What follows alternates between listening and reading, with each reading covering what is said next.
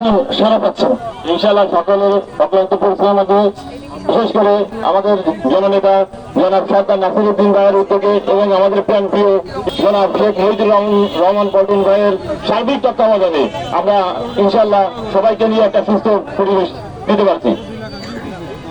অবশ্যই আমরা অনেক ক্রেতা বিক্রেতার সাথে কথা বলছি।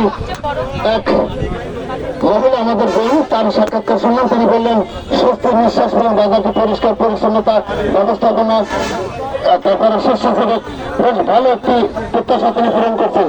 তো এই এলাকার পক্ষ থেকে এমনটি বাজার উপহার দেওয়ার জন্য আপনি দর্শকদের উদ্দেশ্যে যদি কিছু বলতে চান।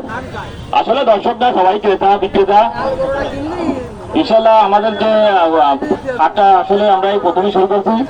আসলে যেভাবে আশা করছি ইনশাল্লাহ মানে আশার থেকে প্রত্যাশা বেশি পাচ্ছি। ইনশাল্লাহ সবাই সারা পাচ্ছি, সবাই সদস্য এলাকাবাসী গ্রামবাসী সবাই সদস্য দেশি যে গরুগুলো আছে আমাদের স্থানীয় খামারের যে গরুগুলো আছে সাধারণত শহরের প্রাণ কেন্দ্রে যেহেতু করে ক্যারিং কষ্টের একটা বিষয় আছে বা নিরাপত্তা সব দিক দিয়ে বিবেচনা করে আমি দেখছি যে মানে জনগণই নিজের থেকে এখানে উপস্থিত হচ্ছে, স্বল্পমূল্যে গরু পাচ্ছে, ছাগল পাচ্ছে, সব কিছুই পাচ্ছে।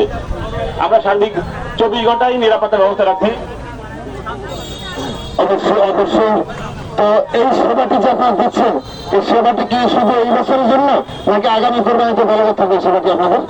ইনশাল্লাহ সবাইকে নিয়ে ইনশাল্লাহ যে আমরা এবার থেকে শুরু করছি, ভবিষ্যতে ইনশাল্লাহ আমরা এটা কন্টিনিউ করতে চাচ্ছি।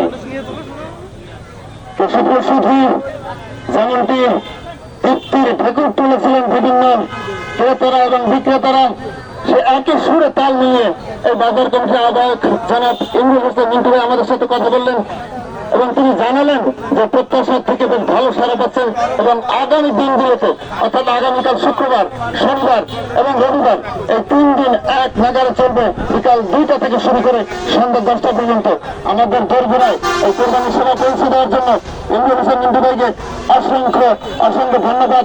ভালো থাকবেন, সুস্থ থাকবেন সে আশাবাদ ব্যক্ত করে সকলকে আবার সালাম জানিয়ে বিদায় নিচ্ছি। খোদা হাফেজ। আল্লাহ হাফেজ। ধন্যবাদ জানাচ্ছি।